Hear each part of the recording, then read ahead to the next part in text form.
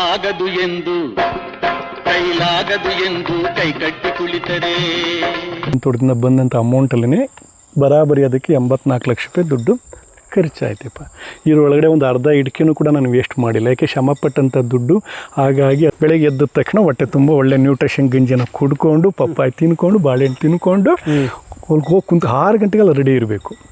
ಮತ್ತು ಗಂಜಿ ಬಿಟ್ಟರೆ ಹೊಟ್ಟೆ ತುಂಬ ಗಂಜಿ 12 ಗಂಟೆವರೆಗೂ ಅವಾಗ ಸನ್ಲೈಟ್ ತುಂಬ ಕಮ್ಮಿ ಇರುತ್ತೆ. ಯಾವ ಗಂಜಿ ಸರ್? ರಾಗಿ ಕಂತಿದ್ದು ಬೋರ್. ನಿಮ್ಮ ದುಡ್ಡೆಲ್ಲ ಎಲ್ಲಿ ಹೋಗ್ತಾ ಇದೆ ಅಂತಂದರೆ ಬೀಜದವನು, ಗೊಬ್ಬರದವನು, ಪೆಸ್ಟಿಸೈಡ್ನೂ, ಅದ್ಯಾವುದೋ JCPನು, ಬೋರ್ನೂ, ಟ್ರಾಕ್ಟ್ರನು ಎಲ್ಲ ಕಿತ್ಕೊಂಡು ಅವ್ರ ಮನೆಗೆ ಎಲ್ಲ ಅಲ್ಗೊಂಟೈತೆ ವಿನಃ ನೀನು 50 ಎಕರೆ ಜಮೀನು ಮಡಿಕೊಂಡಿದ್ರು ಕೂಡ ನಮ್ಮ ದೇಹ ಒಣಗ್ತಾ ಇರುತ್ತೆ. ಪೂರ ಸಾಲಗಾರಿದ್ವಿ ನಾವು. ಇದು ಕೃಷಿ ಹೊಂಡನ? ಇದು ಕೃಷಿ ಹೊಂಡ. ಅವತ್ತಿನ ಕಾಲದ ಸುಭಾಷ್ ಪಾಳೇಕರ್ ಮೆಥಡಲ್ಲಿ ಮಳೆ ಬಿದ್ದಂತ ನೀರು ಮುಂದೆ ಹೋಗಬಾರ್ದು ಅನ್ನೋ ಕಾರಣಕ್ಕೂ ರಾಸಾಯನಿಕ ಗೊಬ್ಬರ ಬೀಳಲ್ವೋ ಏನೋ ಒಂದು 10 ಅಡಿ 12 ಅಡಿ ಇರ್ಬೇಕಲ್ಲ, ಇನ್ನೂ ಹೈಟ್ ಹೋಗಿತ್ತು. ಆ ಉತ್ತ ಬರ್ಬೇಕಾದ್ರೆ ಕಾರಣ ಏನು ಗೊತ್ತೇನಪ್ಪ, ಉತ್ತ ಮತ್ತು ಗೆಜಲು ಭೂಮಿಗೆ ರಾಸಾಯನಿಕವನ್ನು ಮತ್ತು ಕಳೆನಾಶಕವನ್ನು ನೀವು ಹೊಡಿಲಿಲ್ಲ ಅಂತಲೇ ಭೂಮಿ ಫಲವತ್ತವಾಗಿದೆ, ಗೆಜಲು ಜಾಸ್ತಿ ಇದೆ. ಆಗ ನಾನು ₹1 ಸಾಲವನ್ನು ನಾನು ಮಾಡಿಲ್ಲ. ನನ್ನ ಕೃಷಿ ಭೂಮಿಯಿಂದ ಬಂದಂಥ ಅಮೌಂಟಲ್ಲೇ ನಾನು ಆ ಮನೆ ಮಾಡಿರೋದು. ಬೇರೆ ಜನ ಹೇಳ್ತಾಯಿದ್ರು, ಏನಂತ ಹೇಳ್ತಾಯಿದ್ರು, ನಾವು ಕೃಷಿ ಮಾಡೋದ್ರಿಂದ ಹೈಫೈ ಮನೆಯೆಲ್ಲ ನಾವು ಕಟ್ಟಲಿಕ್ಕೆ ಆಗಲ್ಲ ರೈತ ಅಂತ ಹೇಳ್ತಾಯಿದ್ರು. ನನಗೂ ಅದೇ ಭಯ ಇತ್ತು. ನಾನು ಸಮಯ ಎಲ್ಲ ಬೇರೆ ಕಡೆ ಯೋಗವನ್ನು ಬಿಡ್ತಲ್ಲಿ ಸಮಯನ ವೇಸ್ಟ್ ಮಾಡಿದ್ವಿ. ನಾನು ಇಲ್ಲಿ ಬಂದಾಗ ಒಂದು ಸ್ವಲ್ಪ ನಿಧಾನವಾಗಿ 20 ಲಕ್ಷ ರೂಪಾಯಿ ಮನೆ ಅನ್ನೋಕ್ಕೆ ಹೋಗಿ ಈ ಕೃಷಿ ಭೂಮಿಯಿಂದ ಅಡಿಕೆ ತೋಟ, ತೆಂಗಿನ ತೋಟದಿಂದ ಬಂದಂಥ ಅಮೌಂಟಲ್ಲೇ ಬರಾಬರಿ ಅದಕ್ಕೆ 84 ಲಕ್ಷ ರೂಪಾಯಿ ದುಡ್ಡು ಖರ್ಚಾಯ್ತಪ್ಪ.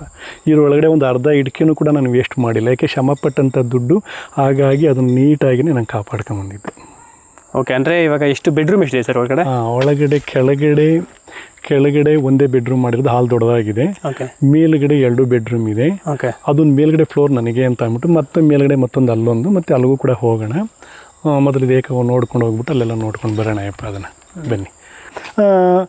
ಚಪ್ಪಲಿ ಬಿಟ್ಟು ಬರೋರು ಆ ಫೌಂಡೇಶನ್ ಹಾಕ್ತಲೂ ಕೂಡ ಅವಳು ಕೂಡ ನನ್ನ ಫೌಂಡೇಶನ್ ನಮ್ಮ ಮನೆಯವ್ರು ನಾವು ಕೈಯಾರ ಗಡಾರಿ ತಗೊಂಡು ಸಲಕೆ ತಗೊಂಡು ಮಣ್ಣೆತ್ತು ಹಾಕಿದ್ದೀವಿ. ಅಷ್ಟು ಶಿಸ್ತ ಬೆಲ್ದಕ್ತಂಗೆ ಹೊಡೆದು ಆ JCP ತಮ್ಮ ನಿಂಗೆಲ್ಲ ಬಗ್ಗಿ ಬಿಸಾಡಲಿಲ್ಲ. ಗೊತ್ತೈತೇನಪ್ಪ ಹೇಳಿದ್ನಲ್ಲ, ಆ ಒಳಗಡೆ ಫೌಂಡೇಶನ್ ಹಾಕ್ತಲು ಕಟ್ಟಡ ಮಾಡುವಲ್ಲೂ ಕೂಡ ಜನ ಚಪ್ಪಲಿ ಬಿಟ್ಟಲ್ಲಿ ಬಂದಿದ್ದು. ನಾನು ಬಂದರೆ ಒಳಗಡೆ ಯಾಕೆ ಅಲ್ಲಿ ಸ್ವಚ್ಛವಾಗಿರೋ ಜಾಗಕ್ಕೆ ಗಲೀಜು ಯಾರೂ ಮಾಡಲ್ಲ. ಆ ಗಲೀಜಿರೋ ಜಾಗ ಮತ್ತೊಂದು ಗಲೀಜು ಆಗ್ತಾ ಇರ್ತದೆ. ಹಂಗೆ ಮೊದಲು ಮಾಡೋವಂಥ ಜಾಗದಲ್ಲಿ ಪೂರ ಪರಿಶುದ್ಧವಾಗಿದ್ದಾಗ ಯಾರು ಗಲೀಜನ್ನ ಬಿಸಾಡಲ್ಲ ಅಲ್ವಾ? ನೀವು ಸ್ವಚ್ಛವಾಗಿ ಮಾತಾಡಿದ್ರೆ ನಾವು ಸ್ವಚ್ಛವಾಗಿ ಗೌರವ ಕೊಡ್ತೀವಿ. ನೀವು ಅಶಿಸ್ತಾಗಿ ಮಾತಾಡಿದಾಗ ನಾವು ಅಶಿಸ್ತಾಗಿ ಮೇಂಟೈನ್. ಇಲ್ಲ ಅಶಿಸ್ತಾಗಿದ್ದಾಗ ಮತ್ತೊಂದು ಅಶಿಸ್ತನ ಅಲ್ಲಿ ಬಿಸಾಡ್ತಾರೆ. ಅಲ್ಲಿ ಶಿಸ್ತಾಗಿದ್ದಾಗ ಮತ್ತೊಂದು ಅಶಿಸ್ತ ಅಲ್ಲಿಗೆ ಹೋಗಲ್ಲ. ಅಲ್ಲಿಗೆ ಇದನ್ನು ಪ್ರತಿಯೊಬ್ಬರು ಕೂಡ ಫಾಲೋ ಮಾಡಿ. ಪ್ರತಿಯೊಬ್ಬ ರೈತನು ಕೂಡ ಇದೇ ಶಿಸ್ತನ್ನ ಎಲ್ಲೋ ಹೋಗಿ ಅಂಗಡಿ ಜನ ಯಾಕೆ ನೀವು ಬೇರೆ ತೋಟಕ್ಕೆ ಇಲ್ಲಿಗೂ ಕೂಡ ಪ್ರತಿಯೊಂದು ಜಮೀನು ಕೂಡ ಇದೇ ವಾತಾವರಣದಲ್ಲಿ ಇರುತ್ತೆ. ಅದಕ್ಕೆ ಯಾವುದೇ ದುಡ್ಡು ಕೂಡ ಅವಶ್ಯಕತೆ ಇಲ್ಲ. ಹೆಂಗೆ ಅಂದರೆ ಪ್ರತಿಯೊಬ್ಬರು ಕೂಡ ಅರ್ಧ ದಿವಸ ಮನೆ ಎಷ್ಟು ಮಂದಿ ಇದೆ ಅಷ್ಟು ಮಂದಿನೂ ಕೂಡ ಇಲ್ಲಿ ಕೆಲಸ ಮಾಡಬೇಕು. ಅರ್ಧ ದಿವಸ ಅಂದರೆ ಒಂದು ಅಟ್ಲೀಸ್ಟ್ ಒಂದು 8 ಗಂಟೆ, 8 ಅವರ್ ಬೇಡ ಯಪ್ಪ. ಬೆಳಿಗ್ಗೆ 6 ಗಂಟೆಯಿಂದ ಹಿಡಿದು 12 ಗಂಟೆವರೆಗೂ ಎಷ್ಟು ಅವರ್ ಆಯಿತು? 6 ಅವರ್. ಬೆಳಿಗ್ಗೆ ಎದ್ದ ತಕ್ಷಣ ಹೊಟ್ಟೆ ತುಂಬ ಒಳ್ಳೆ ನ್ಯೂಟ್ರಿಷನ್ ಗಂಜಿನ ಕುಡ್ಕೊಂಡು ಪಪ್ಪಾಯಿ ತಿನ್ಕೊಂಡು ಬಾಳೆಹಣ್ಣು ತಿನ್ಕೊಂಡು ಹೋಗಿ ಕುಂತು 6 ಗಂಟೆಗೆಲ್ಲ ರೆಡಿ ಇರಬೇಕು. ಮತ್ತು ಗಂಜಿ ಬಿಟ್ಟರೆ ಹೊಟ್ಟೆ ತುಂಬ ಗಂಜಿ 12 ಗಂಟೆವರೆಗೂ ಅವಾಗ ಸನ್ಲೈಟ್ ತುಂಬ ಕಮ್ಮಿ ಇರುತ್ತೆ. ಯಾವ ಗಂಜಿ ಸರ್? ರಾಗಿ ಗಂಜಿನ ಮಾಡಿ, ನ್ಯೂಟ್ರಿಷನ್ ಗಂಜಿ ಮಾಡಿ, ಎಲ್ಲ ಆಹಾರ ಪದಾರ್ಥವನ್ನು ತಯಾರು ಮಾಡಿ ಎಲ್ಲ ಅವರು ದುಡ್ಡನ್ನು ಮಾರಾಟ ಮಾಡಿ ತರೋ ಬದಲು, ದುಡ್ಡನ್ನು ಕೊಟ್ಟು ತರೋ ಬದಲು ನೀವೇ ಮಾಡ್ಕೊಳ್ಳಿ. ಎಷ್ಟು ಆಹಾರ ಪದಾರ್ಥಗಳಿದೆಯೋ, ಎಷ್ಟು ಕಾಳುಗಳಿದೆಯೋ ಎಲ್ಲ ಸಪ್ರೇಟ್ ತೊಳೆದು ಸಪ್ರೇಟ್ ಊರಿದು ಅದೆಲ್ಲ ಪೌಡ್ರ್ ಮಾಡ್ಕೊಂಡು ಅದರೊಳಗೆ ರೊಟ್ಟಿ ಮಾಡಿ, ಅದರೊಳಗೆ ಗಂಜಿ ಮಾಡಿ, ಅದರೊಳಗೆ ಮುದ್ದೆ ಮಾಡಿ ಎಲ್ಲರೂ ಕೂಡ ದಷ್ಟಪುಷ್ಟವಾಗಿ ಸಿಗ್ತಾರೆ. ಮತ್ತು ಆ ಟೈಮ್ನಲ್ಲಿ ಬೆಳಗಿನ ಜಾವ ಯಾಕೆ 6 ಗಂಟೆಗೆ ಹೇಳಿದೆ ಅಂತಂದರೆ, ನೀವೇನು ಮಾಡ್ತೀರಿ, ಎಲ್ಲ ರೈತನು ಕೂಡ ಎಲ್ಲ ಕೂಲಿಗಾರನು ಕೂಡ 9 ಗಂಟೆ ಕೈ ಹಾಕ್ತಾರೆ, 1 ಗಂಟೆವರೆಗೂ ಕೆಲಸ ಮಾಡೋದು. 9 ಗಂಟೆ ಸನ್ಲೈಟ್ ಜಾಸ್ತಿ ಆಗುತ್ತೆ, ದಣು ಜಾಸ್ತಿ ಆಗುತ್ತೆ. ಬೆಳಗಿನ ಜಾವ ಸನ್ಲೈಟ್ ಕಮ್ಮಿ ಇರುತ್ತೆ. 11 ಗಂಟೆವರೆಗೂ ಮಾಡೋದು ಸಾಕಪ್ಪ, ಡಬಲ್ ಕೆಲಸ ಆಗಿರುತ್ತೆ. ಮತ್ತೆ ಕೆಲಸ ಮಾಡಬೇಕಾ, ಮತ್ತೆ 11 ಗಂಟೆಯಿಂದ 4 ಗಂಟೆವರೆಗೂ ಆರಾಮ ಮೈ ತೊಳ್ಕೊಂಡು ರೆಸ್ಟ್ ತಗೊಳ್ಳಿ, ಒಳ್ಳೆ ಊಟ ಮಾಡಿ, ತಿರುಗಿ ಮತ್ತೆ 4 ಗಂಟೆ ಇನ್ನೂ ಕೆಲಸ ಆಯ್ತಾ ಮತ್ತೆ ಈಚೆ ಬನ್ನಿ. 4 ಗಂಟೆಯಿಂದ 6 ಗಂಟೆವರೆಗೂ ಕೆಲಸ ಮಾಡಿ, ಒಂದಿಷ್ಟು ಡಬಲ್ ಕೆಲಸ ಆಗುತ್ತೆ. ಪ್ರತಿಯೊಬ್ಬ ರೈತನು ಕೂಡ ಅಲ್ಲೆಲ್ಲೋ ಹೋಗಿ ಬೇರೆಯವ್ರ ವಿಷಯವನ್ನು ಮಾತಾಡೋ ಬದಲು ಕುಂತ್ಕೊಂಡು ಇವೆಲ್ಲ ಮಾಡಲಿ. ಯಾಕೆ ಪ್ರತಿಯೊಬ್ಬರು ಜಮೀನು ಕೂಡ ಸ್ವರ್ಗ ಥರ ಕಾಣಲ್ಲ. ಇದಕ್ಕಿಷ್ಟು ಜಮೀನಿಗೆ ಏನೇನು ಗೊಬ್ಬರ ಕೊಡ್ತಾ ಇದ್ದಾರೆ ಸರ್? ನಿಜ ಹೇಳಬೇಕು ಅಂದ್ರೆಪ್ಪ, ಹೇಳೋದ್ನಲ್ಲ 5 ವರ್ಷದಿಂದ ನಾನು ಏನೂ ಕೂಡ ಕೊಟ್ಟಿರಲಿಲ್ಲ. ಎಲ್ಲ ಇರೋ ಬಂಡವಾಳ ಮನೆಗೆ ಆಗ್ತಾ ಇದ್ದೆ. ಈ ವರ್ಷ ಏನಾಯ್ತು, ಮನೆ ಕೆಲಸ ಎಲ್ಲ ಸ್ಟಾಪ್ ಆಯ್ತಲ್ವಾ. ಇದು ಜೀವಾಮೃತ ಏನಾದ್ರು ಕೊಡ್ತಾ? ಜೀವಾಮೃತವನ್ನು ಫಸ್ಟ್ ಸ್ಟಾರ್ಟಿಂಗ್ನಲ್ಲಿ ನಾನು ಸುಭಾಷ್ ಪಾಳೇಕರ್ ಜಿ ಅವರದನ್ನ ಒಂದು 5 ವರ್ಷದಿಂದ ಸಾಕಷ್ಟು ನಾವು ನಾವು ಕೊಡ್ತಾ ಇದ್ವಿ, ಕೈನಲ್ಲೇ ಒಯ್ತಾ ಇದ್ವಿ. ಈಗ ಏನಾಗಿದೆ ಅಂತ ಯಾವ್ಯಾವ ಬಂದವಲ್ಲ ಆರ್ಗ್ಯಾನಿಕ್ ಪ್ರಾಡಕ್ಟ್ಗಳು ಅಂತ ಅಂದ್ಬಿಟ್ಟು ಅವನ್ನೆಲ್ಲನೂ ಕೂಡ ಬಂದಾಗ ನಿಮ್ಮಂತರ ಬರೋರು ಇದು ಚೆನ್ನಾಗಿದೆ ಅದು ಚೆನ್ನಾಗಿದೆ ಅಂತ ಏನೋ ಹೌದು ಆರ್ಗ್ಯಾನಿಕ್ ಅಂತ ಅಂದ್ಬಿಟ್ಟು ಓದ್ವಿ ಒಂದು ಸ್ವಲ್ಪ ಆರ್ಟಿಫಿಷಿಯಲ್ ಟೈಪ್ನಲ್ಲಿ. ಆದರೂ ಕೂಡ ನನಗೆ ಅದೇನು ಯೂಸ್ ಆಗಲಿಲ್ಲ ಯಪ್ಪ. ಇವಾಗ ಹೇಳಿದ್ನಲ್ಲ ನಮ್ದು ಎಂಥದ್ದು ಬರೀ ಒಂದೇ ಆ ಕಾಡು ಹೆಸರು ಮಲ್ಚಿಂಗು, ನೀರು ಕಮ್ಮಿ ಪ್ರಮಾಣದಲ್ಲೇ, ನೀರಂತೂ ಯಥೇಚ್ಛವಾಗಿ ನಾವು ಕೊಟ್ಟಿಲ್ಲ. ಎಲ್ಲ ಡ್ರಿಪ್ಪಲ್ಲೇ ಕೊಡ್ತಾ ಇದ್ದೀರಲ್ಲ? ಎಲ್ಲ ಡ್ರಿಪ್ಪಲ್ಲೂ ಕೂಡ ಅದೇನಾಗಿದೆ ಅಂತಂದರೆ ನಾವು ಒಳಗಡೆ ಹೋಗಿ ಬಿಡ್ಬಿಡೋನು ನೋಡೋಕ್ಕಾಗಲ್ಲ. ಯಾಕೆ ನೀವು ನೋಡ್ಲಾರು ಕೂಡ ಯಾವಾಗ 3 ಅಡಿ 2 ಅಡಿನ 3 ಅಡಿ ತೊಡೆ ಉದ್ದದ್ರಿಗೂ ಆ ಮಲ್ಚಿಂಗ್ ಬೆಳ್ಕೋತದ ತ್ಯಾಜ್ಯ, ಸನ್ಲೈಟ್ ಅಲ್ಲಿ ಹೋಗ್ಲಿಲ್ಲ ಅಂದ್ರೆ 20 ದಿವಸ ನೀರು ಬಿಡಲಿಲ್ಲ ಅಂದ್ರೂ ಕೂಡ ಅದು ಭೂಮಿ ಡ್ರೈ ಆಗಲ್ಲ. ಆ ಪೂರ ಬೆತ್ತಲೆ ಇದ್ದು ನೀವು ಎಷ್ಟೇ ನೀರು ಕಟ್ಟರೂ ಕೂಡ ಒಂದೇ ದಿನಕ್ಕೆ ಡ್ರೈ ಆಗ್ತಾ ಇರ್ತದೆ. ಬೇಸಿಗೆಲಂತೂ ತುಂಬ ಕಷ್ಟ ಆಗುತ್ತೆ ಮೇಂಟೈನ್ ಮಾಡೋಕ್ಕೆ, ತುಂಬ ಕಷ್ಟ ಆಗುತ್ತೆ. ಆವಾಗ ಬೇಸಿಗೆನಲ್ಲಿ ನೀವು ಎಷ್ಟು ಮಲ್ಚಿಂಗ್ ಮಾಡ್ತೀರೋ ನಿಮಗೆ ಲಕ್ಷಾಂತರ ರೂಪಾಯಿ ದುಡ್ಡು ಬೋರ್ ಕೊರಿಯೋದು ಮತ್ತೆ ಇವೆಲ್ಲ ಮೇಂಟೈನ್ಸ್ ಮಾಡೋದ್ರಲ್ಲಿ ತುಂಬ ಸೇವ್ ಆಗುತ್ತೆ. Mulching main. ಜೀವಂತ ಹೊದಿಕೆನಾರ ಮಾಡಿ ಇಲ್ಲ ತ್ಯಾಜ್ಯ ಒಣಗಿರ್ತಕ್ಕಂಥ ತ್ಯಾಜ್ಯನಾರು ಕೂಡ ತಂದು ಮಲ್ಚಿಂಗ್ ಮಾಡಿ. ಏನಿಲ್ಲ, ಬಿದ್ದಂಥ ತೆಂಗಿನ ಸುತ್ತ ರೌಂಡ್ ಆಕಾರವಾಗಿ ವರ್ಷ ಆಗ್ತಾ ಬಂದರೆ ಆ ಬೆಡ್ಡು ತುಂಬ ದೊಡ್ಡದಾಗುತ್ತೆ. ನಿಜಲು ನೀರು ಆ ಬುಡಕ್ಕೂ ಕೂಡ ಬೇಗ ಕೂಡ ಅವಶ್ಯಕತೆನೂ ಇಲ್ಲ. ಮಳೆ ಆಶ್ರಯದಲ್ಲೇ ನೀವು ತೋಟವನ್ನು ಮಾಡ್ತಕ್ಕಂಥದ್ದು, ಮಳೆ ಆಶ್ರಯದಲ್ಲೇ. ಆದರೆ ಈ ಟೈಪಲ್ಲಿ ನೀವು ಮಾಡಿದ್ದೇ ಆದರೆ ಕೃಷಿನನ್ನು ಯಾವ ಟೈಪಲ್ಲಿ ಈಗ ಮಾಡ್ತಾ ಇದ್ದಾರಲ್ಲ, ಸೀಡ್ಸ್ ಬೀಜವನ್ನು ಹಾಕ್ತಕ್ಕಂಥದ್ದು, ಪೆಸ್ಟಿಸೈಡ್ ಹೊಡಿತಕ್ಕಂಥದ್ದು, ಮತ್ತು ಅದ್ರ ತಕ್ಕಂತೆ ಉಳುಮೆ ಮಾಡ್ತಕ್ಕಂಥದ್ದು, ಬೋರ್, ನಿಮ್ಮ ದುಡ್ಡೆಲ್ಲ ಎಲ್ಲಿ ಹೋಗ್ತಾ ಇದೆ ಅಂತಂದರೆ ಬೀಜದೋನು, ಗೊಬ್ಬರದೋನು, ಪೆಸ್ಟಿಸೈಡ್ನೋನು, ಅದ್ಯಾವುದೋ JCPನು, ಬೋರ್ನೋನು, ಟ್ರಾಕ್ಟ್ರನು ಎಲ್ಲ ಕಿತ್ಕೊಂಡು ಎಲ್ಲ ಅಲ್ಗೊಂಟೈತೆ ವಿನಃ ನೀನು 50 ಎಕರೆ ಜಮೀನು ಮಡಿಕೊಂಡಿದ್ರು ಕೂಡ ನಮ್ಮ ದೇಹ ಒಣಗ್ತಾ ಇರ್ತದೆ, ಪೂರ ಸಾಲಗಾರರೇ ಆಗಿರ್ತೀವಪ್ಪ ನಾವು. ಏನೋ ಖರ್ಚು ಮಾಡೋದಲ್ಲೇ 100 ರೂಪಾಯಿ ಬಂದರೂ ಕೂಡ ನಿಮಗೆ ಲಾಭನೇ. ನಾವೇನು ಮಾಡ್ತೀವಿ, 100 ರೂಪಾಯಿ ಖರ್ಚು ಮಾಡಿ 110 ರೂಪಾಯಿ ತಗೊಳ್ತಾ ಇದ್ವಿ. ಬೇರೆ ರೈತರುಗಳು, ಎಲ್ಲ ರೈತರುಗಳು, ಕೆಮಿಕಲ್ ಮಾಡೋ ರೈತರುಗಳು ಎಲ್ಲರೂ ಕೂಡ ಅದೇ ಥರ ಆಗ್ತಾ ಇದ್ದಾರೆ. ಆವಾಗ ದುಡ್ಡು ಉಳಿಯೋದೇ ಇಲ್ಲ. ಒಣ ಮರದಲ್ಲಿ ಗಿಣಿಕಾದಂಗೆ ಇವತ್ತು ಬರುತ್ತೆ ಅದೃಷ್ಟ, ನಾಳೆ ಅದೃಷ್ಟ ಬರ್ತದೆ ಅಂತ ಕಾಯ್ಕೊಂಡು ದೇಹ ಬಿಡ್ತಾನೆ.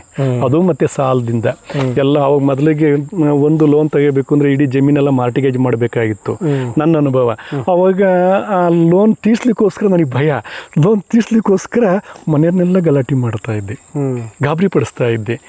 ಇವಾಗ ಏನಾಗಿದೆ ಅಂದ್ರೆ ನಿಜನ ಯಾವ ಟೆನ್ಷನ್ ಇಲ್ಲ ಯಪ್ಪ. ಖರ್ಚು ಕಮ್ಮಿ ಆಯ್ತಲ್ಲ, ಇವಾಗ ಖರ್ಚು ಕಮ್ಮಿ ಆಯ್ತು. ಇನ್ನೊಂದು ಏನಾಗಿದೆ ಅಂದ್ರೆ ಅವತ್ತು ನೋಡಿ, ಒಂದು ಲೋನ್ ತೆಗಿಬೇಕು 60 ರೂಪಾಯಿ ಲೋನ್ ತೆಗಿ, ಅಷ್ಟೆಲ್ಲ ಮಾರ್ಟಿಗೇಜ್, ಅಷ್ಟೆಲ್ಲ ಟೆನ್ಷನ್ನ, ಮತ್ತೆ 3 ವರ್ಷ ಕಟ್ಟಲಿಲ್ಲ ಅಂದ್ರೆ ಮನೆ ಹತ್ರ ಮನೆ ಬಾಗಿಲಿಗೆ ಬರ್ತಿದ್ರ. ಇವಾಗ ಏನಾಗಿದೆ, ಯಾವ ಮಾರ್ಟಿಗೇಜಲ್ಲಿ ಅಂತಲೂ 106 ಬ್ಯಾಂಕ್ಗಳು ಮನೆ ಹತ್ರನೇ ಬರ್ತಾವ್ರೆ ಅಲ್ವೇ? ಹೌದು. ಇವ್ರು ಏನು ಮಾಡ್ತಾರೆ, ಸಾಲಗಾರರು ಬೇಕಂತ ಹುಡ್ಕೊಂಡ್ ಬರ್ತಾ ಇದ್ದಾರೆ. ಇವ್ರು ಏನು ಮಾಡ್ತಾರೆ ಗೊತ್ತಾ, ಇಲ್ಲಿ ಕಿತ್ತು ಅಲ್ಲಿ ಹಾಕೋದು, ಅಲ್ಲಿ ಕಿತ್ತು ಇಲ್ಲ ಹಾಕೋದು, ಇದೇ ಥರ ಜೀವನ ಹಿಡ್ಕೊಂಡು ಹೋಗ್ತಿರೋದೆ. ಮತ್ತು ಇವರು ಕೂಡ ಅವ್ರಿಗೆ ದಾಸರಾಗಿನೇ ಹಾಳಾಗಿನೇ ಕೆಲಸ ಮಾಡ್ತಾ ಇದ್ದಾರೆ. ಇವ್ರು ಓನರ್ ಆಗಿಲ್ಲ, ಇಷ್ಟೆಲ್ಲ ಜಮೀನು ಮಡಿಕೊಂಡು ಇಷ್ಟೆಲ್ಲ ಟ್ರಾಕ್ಟರ್ ಮಡಿಕೊಂಡಿದ್ರು ಕೂಡ ಓನರ್ ಯಾರು? ಬ್ಯಾಂಕ್ ಆ ಕಂಪ್ನಿ ಅವನು ಅಲ್ವಾ? ಈ ಜಮೀನಿಗೂ ಓನರ್ ಅವನೇನೆ, ಮತ್ತೆ ಟ್ರಾಕ್ಟರ್ಗೂ ಓನರ್ ಅವನೇನೆ, ಬರೀ ಒಂದಿನ ಅವಲ್ಲೇ ಎಲ್ಲ ಲೋನ್ ಜೀವನ ಇರ್ತೈತೆ. ಈ ಥರ ಆಗಿದೆಯಪ್ಪ. ಪ್ರತಿಯೊಬ್ಬರು ನಾನು ನೋಡ್ತಾ ಇದ್ದೀನಿ, ಎಲ್ಲ ಖಿನ್ನತೆಯಿಂದಲೇ ಜೀವನ ಮಾಡ್ತಾರೆ. ಯಾಕೆ ಸಾಲ ಗುರಿ ಆಗ್ಬಿಟ್ಟಿರ್ತಾರಲ್ವಾ? ಒಳ್ಳೆ ಊಟ, ಬಡ್ಡಿ ಕಟ್ಟಿ, ಒಳ್ಳೆ ಊಟನೂ ಇಲ್ಲ, ಒಳ್ಳೆ ನಿದ್ರೆನೂ ಇಲ್ಲ. ಅದೃಷ್ಟ, ದುರಾದೃಷ್ಟ, ಹುಟ್ಟು ಸಾವು ಎಲ್ಲ ನಮ್ಮ ಕೈನಲ್ಲೇ ಇದೆ. ಒಳ್ಳೆ ಬುದ್ಧಿವಂತಿಕೆಯಿಂದ ಕೆಲಸ ಮಾಡಿದ್ರೆ ಶ್ರೀಮಂತಿಕೆ ಬರೋದು, ದಡ್ತನವಾಗಿ ಕೆಲಸ ಮಾಡಿದ್ರೆ ಬಡತನ ಬರೋದೆ. ಆರೋಗ್ಯ, ಹುಟ್ಟು ಸಾವು. ಅಂದ್ರೆ ಇವಾಗಿರೋ ರೈತರುಗಳಿಗೆ ಇದೊಂದು ಒಳ್ಳೆ ಮಾದರಿ ತೋಟ ಅಂತ ನೀವು ಹೇಳ್ತಾ ಇದ್ದೀರಾ. ಈ ತರ ಮಾಡ್ಕೊಂಡ್ರೆ ಸ್ಟೇಬಲ್ ಆಗ್ಬೋದು, ಸಾಲ ಇಲ್ದಲೆ ರೈತರುಗಳು ಬದುಕಬಹುದು ಅಂತ ಹೇಳ್ತಾ ಇದ್ದೀರಾ. ಖಂಡಿತ. ಏನು ನಾವು ಹೇಳೋದಲ್ಲ, ಏನೂ ಖರ್ಚು ಮಾಡಿದ್ರೆ 100 ರೂಪಾಯಿ ಬಂದರೂ ಕೂಡ ನಮಗೆ ತೃಪ್ತಿನೇ. ಮತ್ತೆ ಒಂದು ಕೃಷಿ ಭೂಮಿಲಿ ನಮ್ಮ ಮನೆಗೆ ಆಗ್ತಕ್ಕಂಥ ಆಹಾರ ಪದಾರ್ಥಗಳನ್ನು ಕೂಡ ನಾವು ಬೆಳ್ಕೋಬೇಕು. ನಾವೇ ಮಾಡ್ತೀವಿ, ಅಡಿಕೆನಲ್ಲೋ ತೆಂಗಿನಲ್ಲೋ ಬಾಳೆನಲ್ಲೋ ಯಾವುದೋ ಒಂದು ವೆರೈಟಿ ಬೆಳೆ ಹಾಕಿರ್ತೀವಿ, ಅದರೊಳಗಡೆ 1 ಲಕ್ಷ ಬಂತು ಅಂದ್ಕೊಳ್ಳಿ, ಅಲ್ಲಿ 1 ಲಕ್ಷ ರೂಪಾಯಿ ದುಡ್ಡು ತೆಗಬೇಕು ಅಂದ್ರೆ ಹೆಚ್ಚು ಕಡಿಮೆ ಒಂದು 50,000 ರೂಪಾಯಿ ಖರ್ಚಾಗಿರ್ತೀವಿ, ಇನ್ನೊಂದು 50,000 ರೂಪಾಯಿ ಉಳಿದಿರ್ತದೆ. ಆ 50,000 ರೂಪಾಯಿ ನಾವೇ ಮಾಡ್ತೀವಿ, ಎಲ್ಲ ಆಹಾರ ಪದಾರ್ಥನೂ ಕೂಡ ಕೊಂಡೋದಾಗ 3ನೇ ತಿಂಗಳಿಗೆಲ್ಲ ದುಡ್ಡೆಲ್ಲ ಖಾಲಿ ಆಗುತ್ತೆ. ಮತ್ತೆ 4ನೇ ತಿಂಗಳು ಮತ್ತೆ ನೀವು ದುಡ್ಡನ್ನು ಹುಡಿಕೊಂಡು ಹೋಗ್ಬೇಕಾಗಿ ಬರ್ತದೆಪ್ಪ. ಹಾಗಾಗಿ ನಿಮ್ಮ ಕೃಷಿ ಈಗೇನು ಅಡಿಕೆ, ತೆಂಗು, ಬಾಳೆ ಎಲ್ಲ ಇದೆಯಲ್ವ, ಮತ್ತು ನಮ್ಮ ಮನೆಗೆ ಈರುಳ್ಳಿ ಬೇಕಾ, ಬೆಳ್ಳುಳ್ಳಿ ಬೇಕಾ, ಕಾಳು ಮೆಣಸು ಬೇಕಾ, ಇನ್ನು ಏನೇನು ಆಹಾರ ಪದಾರ್ಥ ಬೇಕೋ, ತರಕಾರಿ ಬೇಕಾ, ಅವೆಲ್ಲನೂ ಕೂಡ ಇಲ್ಲಿ ಬೆಳ್ಕೋಬೇಕು. ಕಬ್ಬನ್ನು ಕೂಡ ಬೆಲ್ಲನೂ ಕೂಡ ನಾವು ಇಲ್ಲಿ ಬೆಳ್ಕೋಬೇಕು. ಏನು ಕೂಡ ಕೊಂಡಂಗಿರಬಾರ್ದು. ಆವಾಗ ನಿಮ್ಮ ಕೃಷಿ ಭೂಮಿನಲ್ಲಿ ಎಲ್ಲವೂ ಕೂಡ ಇಲ್ಲೇ ಸಿಗ್ತದೆ. ಉಪ್ಪು ಅಂತ ಸಿಗಲ್ಲ, ಇದ್ದಿದ್ದೆಲ್ಲವೂ ಕೂಡ ಭೂಮಿ, ಬೆಂಕಿ ಬಣ್ಣ ಮಾತ್ರ ಅಂಗಡಿ ತಗೋಬೇಕಂತೆ, ಮಿಕ್ಕಿದನ್ನೆಲ್ಲ ನಾವೇ ಬೆಳ್ಕೋಬೇಕು ಅಂತ ಹೇಳ್ತಾ ಇದ್ರು. ಸೋಪು ಕೂಡ ಯಾವುದೋ ಒಂದು ಅಂಟುವಾಳಿ ಗಿಡವನ್ನು ಆಯ್ಕೋತು ಅಂದ್ರೆ ಬಟ್ಟೆ ತೊಳೆದು, ಶಾಂಪೂಗೂ ಕೆಲವೊಂದು ಗಿಡಗಳಿದೆ, ಎಲ್ಲ ಇದೆಯಪ್ಪ.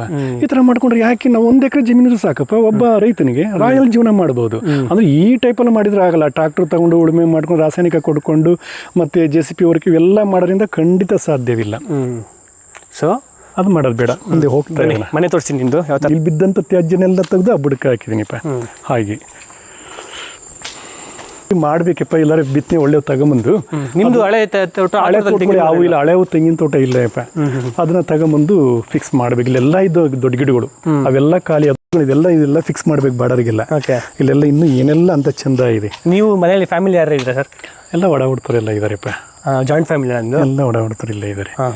ಎಷ್ಟು ಜನ ಇದ್ದಾರೆ ಮನೇಲಿ? ಎಲ್ಲ ಒಂದು 4-5 ಜನ ನಾವಿದೀವಿಪ್ಪ. ಓಕೆ. ಇಲ್ಲೂ ಕೂಡ ಗಿಡ ಮಡಗ್ತೀವಿ ನಾವು. ಇದೆಲ್ಲ ಕೆಳಗೆ ಬಿದ್ದಿದ್ದು ಇಲ್ಲೆಲ್ಲ ಮಡಗ್ತಾ ಇದ್ವಿ. ಇವೆಲ್ಲ ಖಾಲಿ, ಇವೆಲ್ಲ ಪೂರ 18,000 ಅಲ್ಲಿಂದ ಇಲ್ಲಿವರೆಗೂ ಇಲ್ಲೂ ಕೂಡ ಇಟ್ಟಿದ್ವಿ ನಾವು. ಇದು ಕೃಷಿ ಹೊಂಡನ? ಇದು ಕೃಷಿ ಹೊಂಡ. ಅವತ್ತಿನ ಕಾಲದ ಸುಭಾಷ್ ಪಾಳೇಕರ್ ಮೆಥಡ್ ಅಲ್ಲಿ ಮಳೆ ಬಿದ್ದಂತ ನೀರು ಮುಂದೆ ಹೋಗಬಾರ್ದು ಅನ್ನೋ ಕಾರಣಕ್ಕೋಸ್ಕರ ಅಲ್ಲಲ್ಲೇ ಸಣ್ಣ ಸಣ್ಣ ಮಾಡಿದ್ವಿ. ಅಲ್ಲಿಂದ ತುಂಬಾಗಿದ್ದು ಇಲ್ಲಿ ಬರ್ತಾ ಇದ್ದು, ಇಲ್ಲಿಂದ ಮುಂದಕ್ಕೆ ಹೋಗ್ತಾ ಇರಲಿಲ್ಲ. ಇವಾಗ ಏನಾಗಿದೆ, ನೀರು ಈ ವರ್ಷ ಈ ಸಲ 2 ಬಾರಿ ತುಂಬ ಆಚೆ ಹೋಗಿದೆ. ಇದು ಮುಂದಿನ ಸಲ ನಾನು ಏನು ಮಾಡ್ತೀನಿ ಅಂದರೆ ಸ್ವಲ್ಪ ಎಲ್ಲ ಆರ್ಟಿಫಿಷಿಯಲ್ ಟೇಪಲ್ಲಿ ನೀಟಾಗಿ ಇದಕ್ಕೆಲ್ಲ ಗ್ಲಾಸ್ ಫಿಟ್ಟಿಂಗ್ ಮಾಡಿ ಟೈಲ್ಸ್ ಫಿಕ್ಸ್ ಮಾಡ್ತೀವಿ ಅರ್ಧ. ಓಕೆ. ಇನ್ನು ಅರ್ಧ ಒಂದು ಸ್ವಲ್ಪ ಅದು ಹಾಗೆ ಉಳ್ಕೊಂಡಿರುತ್ತೆ, ಅದಕ್ಕೆಲ್ಲ ಟಾರ್ಪಲ್ ಹಾಕೊಂಡು ಅದನ್ನ ಸ್ಟೋರ್ ಮಾಡ್ಕೊಳ್ಳೋಣ. ಇದೊಂದು ಸ್ವಲ್ಪ ಸೌಂದರ್ಯಕ್ಕೋಸ್ಕರ ಇಲ್ಲೊಂದು ಸ್ವಲ್ಪ ನಾನು ಸ್ವಿಮ್ಮಿಂಗ್ ಪೂಲ್ ಮಾಡ್ತೀನಿ ಅದನ್ನು. ಓಕೆ. ಅದೊಂದು ನನಗೊಂದು ಐಡಿಯಾ ಇದೆ. ಇದೆಲ್ಲ ಯಪ್ಪ ಇದೇ ಅಡಿಕೆ ಗಿಡ ನಾನು ಹೇಳಿದ್ದು. ನಾವು ಗಿಡ ಕಿತ್ತಿ ನಾಟಿ ಮಾಡಿಲ್ಲ, ಬೀಜವನ್ನೇ ನೇರವಾಗಿ ಹಾಕಿರೋದು. JCP ವರ್ಕ್ ಇಲ್ಲವೇ ಇಲ್ಲ, JCP ಟ್ರಾಕ್ಟರ್ ಇದು ಬಂದೇ ಇಲ್ಲ. ಓಕೆ. ಈ ತೋಟಕ್ಕೆ 9 ಅಡಿ ಡಿಸ್ಟೆನ್ಸ್, ಹಿಂಗಿಂಗ್ 8 ಅಡಿ. ಆಯಾ ಜಾಗಕ್ಕೆ ನಾವು 3 ಬೀಜವನ್ನು ಮಡಗಿದ್ದು. ಓಕೆ. 3 ಬೀಜವನ್ನು ಒಂದೊಂದು ಗುಣಿಗೆ ಮಡಗಿದ್ದು, ಅರ್ಧ ಅಡಿ ಗ್ಯಾಪಲ್ಲಿ. ಮತ್ತೆ 1 ವರ್ಷದ ತಕ್ಕ ಒಳಗಡೆ ಇದೇ ಲೈನಲ್ಲಿ ಇಲ್ಲಿ ಬೀಜ ನೆಟ್ಟಿದ್ವಾ, ಆ ಮಧ್ಯದಲ್ಲಿ ಬಾಳೆ ಮಡಗಿದ್ವಾ, ಆ ಬಾಳೆ ಮಧ್ಯದಲ್ಲಿ ಮತ್ತೆ ನಾವು ಕುಂಬಿ ಗಿಡ ಲೈನನ್ನೇ ಕೊಟ್ಕೊಂಡು ಹೋದ್ವಿ.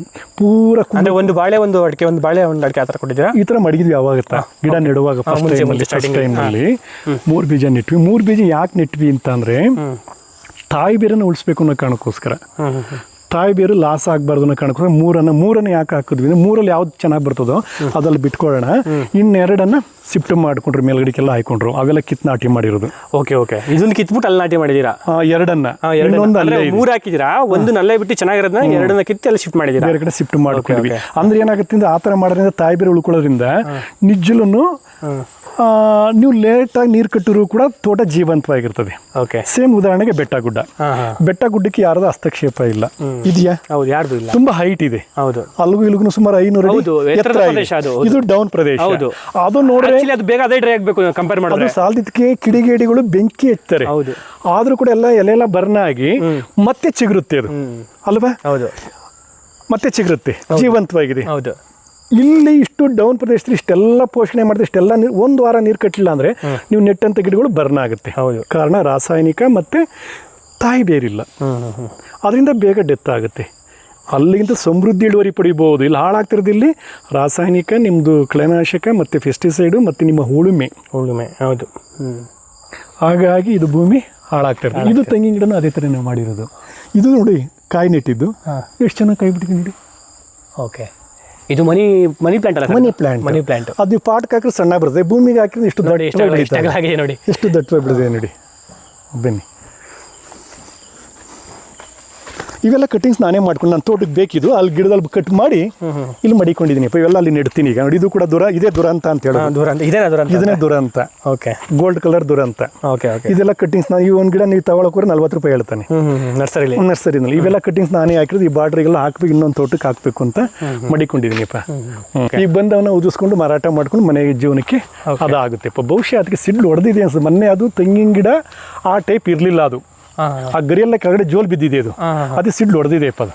ಓಕೆ. ಇದು ಕಡೆ 3ನೇ ಮರ ಆ ಗರಿಗಳೆಲ್ಲ ಕೆಳಗಡೆ ಬಿದ್ದಿದೆ ಅಂತ ಅಂದ್ರೆ ಅದು ಸಿಡ್ಲು ಟಚ್ ಆಗಿದೆ. ನಾವು ನೋಡಿರಲಿಲ್ಲ ನಿನ್ನೆ ಮೊನ್ನೆಯಿಂದ, ಇವತ್ತು ನೋಡ್ತಾ ಇದೀನಿ. ಓಕೆ.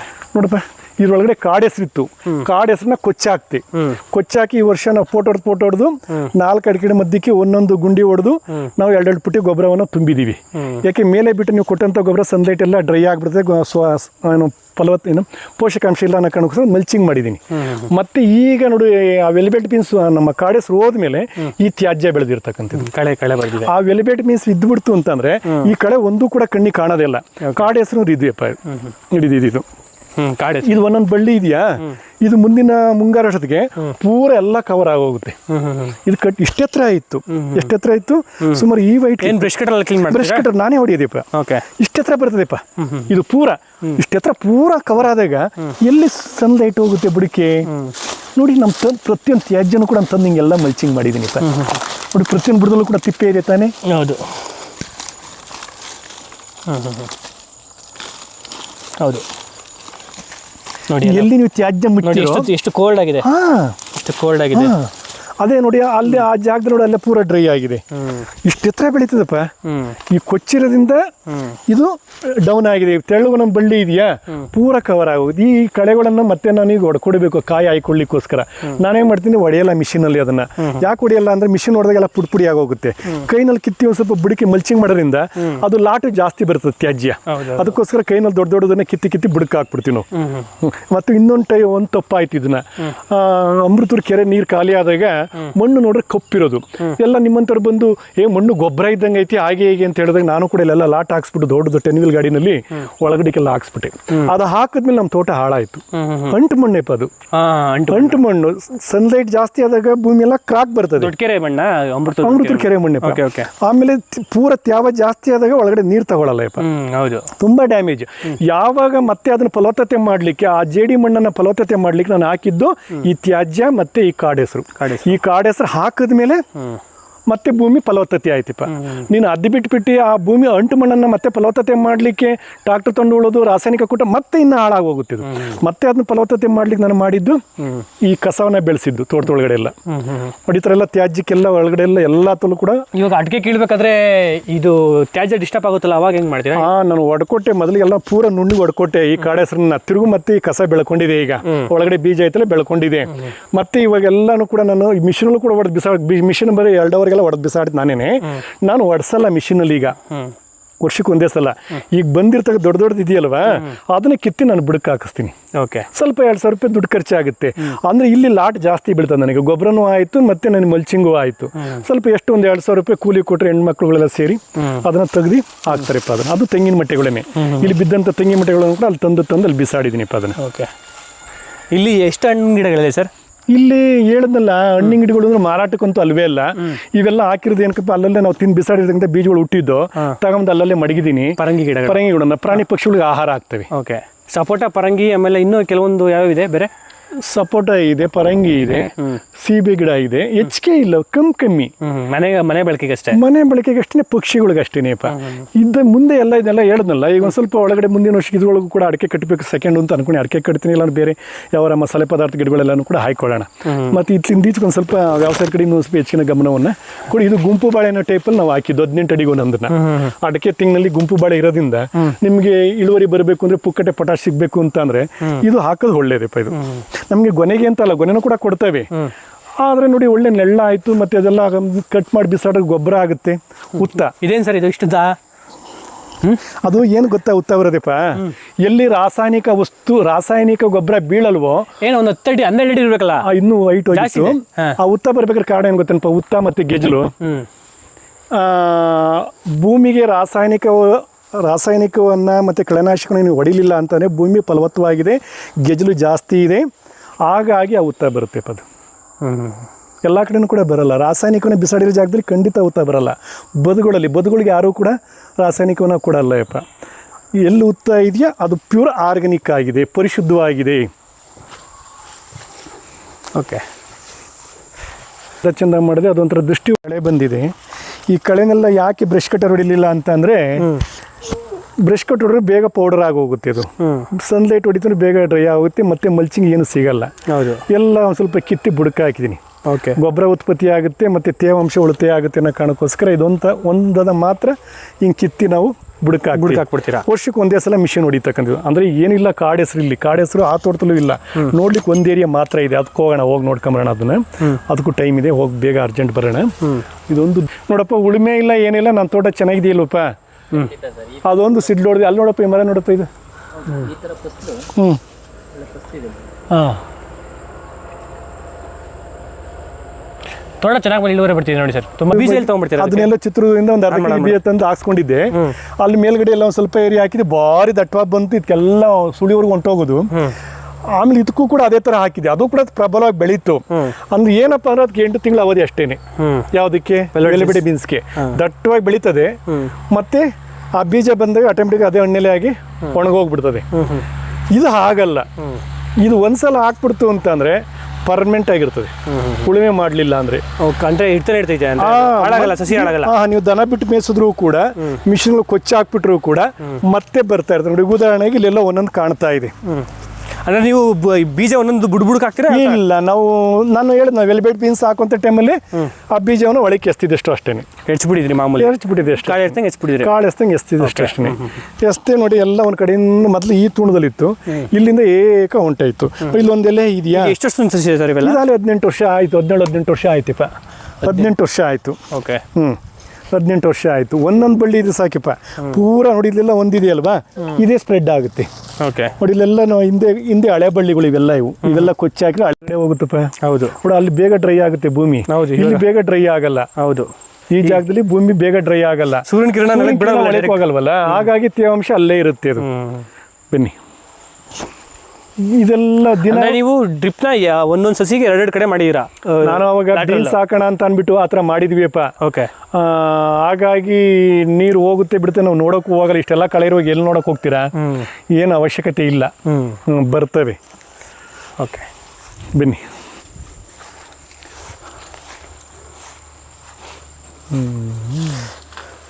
ಈ ಪರಂಗಿನೂ ಬಿಟ್ಬಿಟ್ಟಿದೆ ಸರ್? ಇದೇನು ಕಾನ್ಸೆಪ್ಟು? ಎನಿ ಟೈಮ್ ಬಡ್ಕೋತಾರೆ, ಅವು ಕೂಡ ಬಂದ್ಬಿಡ್ತವೆ. ಇದು ಆ ಥರ ಬಡ್ಕೊಳ್ಳಲ್ಲ. ಇದು ಬರೀ ಗಾಳಿ ಬಂದ ಮಾತ್ರ ಡಣ್ಣಾಡ ಅವೇನೋ ಮೇಯ್ತಾ ಇರ್ತವೆ. ಇದು ಸುಮ್ಮನೆ ತಣ್ಣನೆ ಗಾಳಿ ಬಂದ ಸ್ವಲ್ಪ ಲೈಟಾಗಿ ಬಂದರೂ ಕೂಡ ಡಣ್ ಅಂತ ಹೊಡೆದಾಗ ಅವು ಗಾಬರಿ ಶುರುವಾಗುತ್ತೆ. ಗಾಬರಿ ಸ್ಪಿಟ್ಟಾಗಿ ಹೊಡೋಗ್ತವೆ. ಗಾಬರಿ ಪ್ರಾಣಿ ಅದು. ಗಾಬರಿ ಪ್ರಾಣಿ ಇದೆಲ್ಲ ಮೈಕ್ ಹಾಕೋದ್ರಿಂದ ಖಂಡಿತ ಅದು ಎನಿ ಟೈಮ್ ಕೂಕೋತಾ ಇರ್ತದ.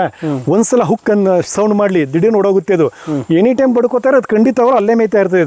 ಇದು ಹಂಗಲ್ಲ, ಗಾಳಿ ಬಂದ ಮಾತ್ರ ಸೌಂಡ್ ಮಾಡುತ್ತೆ ಇದು. ಅವಾಗ ಅಲ್ಲೆಲ್ಲ ಮೇಯ್ತಾ ಇರ್ತದೆ. ಇಲ್ಲಿ ಯಾರೋ ಇದ್ದಾರೆ ಎಂಬುದು ಅದು ಮುಂದೆ ಹತ್ರ ಬರಲ್ಲ ಅದು. ಒಟ್ಟಾಗುತ್ತೆ, ಮೂವ್ ಆಗ್ಬಿಟ್ಟು. ಹೌದು, ಬೇರೆ ಕಡೆ ಹೋಗುತ್ತೆ ಅದು. ಅಲ್ಲಿ ಪರಂಗಿ ನೋಡಿ ಎಷ್ಟೆಲ್ಲ ಹಣ್ಣುಗಳು ಪಕ್ಷಿ ತಿಂದಿರೋದಪ್ಪ ಇದು. ನೋಡಿ, ಇದು ನಾವೇನು ನೆಟ್ಟಿದ್ದಲ್ಲ ಇದು. ನೋಡಿ ಎಷ್ಟು ಕ್ಲೀನಾಗಿ ತಿಂದಿದೆ ಎಲ್ಲ. ಬಿಟ್ಬಿಟ್ಟಿದ್ದೀರಾ ನೀವು? ಇದೆಲ್ಲ ಹೌದಪ್ಪ, ಒಂದು ಕಿತ್ತಿಲ್ಲ ನೋಡಿ. ನೋಡಿ ನೋಡಿ ಎಲ್ಲ ಒಂದೊಂದು. ಆಮೇಲೆ ಅಡಿಕೆ ತೋಟದಲ್ಲಿ ಹಣ್ಣಿನ ಗಿಡಗಳು ಇರಬೇಕು. ಅಡಿಕೆ ನಿಮ್ಗೆ ಉಳಿತಾಯ ಆಗ್ಬೇಕು ಅಂತಂದ್ರೆ ಯಾಕೆ ಅಂತಂದ್ರೆ ಇಲ್ಲೇನು ಹಣ್ಣಿನ ಗಿಡ ಇಲ್ಲ ಅಂತಂದ್ರೆ ಎಲ್ಲ ಹೋಗಿ ನಿಮ್ಮ ಈಚೆನೆಲ್ಲನೂ ಕೂಡ ತಿಂದು ಹಾಕ್ಬಿಡ್ತೇವೆ. ಅದಕ್ಕೆ 1 ಎಕರೆ ಅಡಿಕೆ ತೋಟದಲ್ಲಿ ಒಂದು 4 ಸೀಬೆ ಗಿಡನಾದ್ರೂ ಕೂಡ ಇರಬೇಕು. ಸೀಬೆ ಮತ್ತೆ ದಾಳಿಂಬ್ರೆ, ಆ ಹಳ್ಳಿಗೆ ಆಹಾರ ಬೇಕೇ ಬೇಕು. ಅವಾಗ ನಿಮ್ಮದು ಅಡಿಕೆ. ನಮ್ಮ ಇನ್ನೊಂದು ಏನಾಗಿದೆ, ನಮ್ಮ ತೋಟದಲ್ಲಿ ನಾನು ಬೆಕ್ಸ್ ಹಾಕೊಂಡಿದ್ದೀನಿ. ಎಷ್ಟು ಇಷ್ಟೊತ್ತಿಗೊಂದು 200 ಹಾಕಬೇಕಾಯಿತು, ಒಂದು 50 ಅವೇನು ಮಾಡೋದು, ದಿನಕ್ಕೆ 2 ಟೈಮ್ ನಾನು ಆಹಾರ ಹಾಕೋದಕ್ಕೆ ರಾಗಿ ಗಂಜಿನನ್ನು, ಹಾಲನ್ನು. ಅವು ಬಂದು ಬೇಲಿ ಪಕ್ಕ ಕೂತ್ಕೋತವೆ. ಏನನ್ನ ಹಳ್ಳಿಲನ್ನು ಹಿಡಿಲಿಕ್ಕೋಸ್ಕರ, ಹಳ್ಳಿಲೇ ಭೇಟಿ ಮಾಡಲಿಕ್ಕೋಸ್ಕರ. ವರ್ಷದಲ್ಲಿ 10 ಹಳ್ಳಿಲಿ ಹಿಡಿದ್ರು ಕೂಡ ನಿಮಗೆ 15 ಕ್ವಿಂಟಲ್ ಅಡಿಕೆ ನಿಮಗೆ ಸೇವ್ ಆಯಿತು. ಎಷ್ಟು ಸತ್ಯವಾಗ್ಲಿಪ್ಪ, ವರ್ಷದಲ್ಲಿ ಅವು ಹಳ್ಳಿಲೇನು ದಿಢೀರ್ನ ಸಿಗಲ್ಲ ಅವಕ್ಕೆ. ಹೌದು. ಅಂದರೆ ಕಷ್ಟಪಟ್ಟು ಒಂದು 10 ಆದರೆ ಹಿಡಿತು ನಮ್ಮ ಬೆಕ್ಕುಗಳು. ನಾನು ಹಿಡ್ಕೊಂಡ್ರೆ ನಾನು ನೋಡಿದ್ದೀನಿ. 10 ಹಳ್ಳಿ ಹಿಡಿದ್ರು ಕೂಡ ನಿಮ್ಗೆ 15 ಕ್ವಿಂಟಲ್ ಅಡಿಕೆ ನಿಮ್ಗೆ ಸೇವ್ ಆಯಿತು. 15 ಕ್ವಿಂಟಲ್ ಹಸಿ ಅಡಿಕೆ ನಾನು ಹೇಳ್ತಿರೋದಪ್ಪ. ಹಂಗಾಗಿ ನೀವೇನು ಮಾಡಬೇಕು, ಅಡಿಕೆ ತೋಟದಲ್ಲಿ ಕೆಲವು ಹಣ್ಣಿನ ಗಿಡಗಳನ್ನು ಹಾಕ್ಬೇಕು. ಏನಕ್ಕೆ? ಅಳಿಲಿಗೋಸ್ಕರ.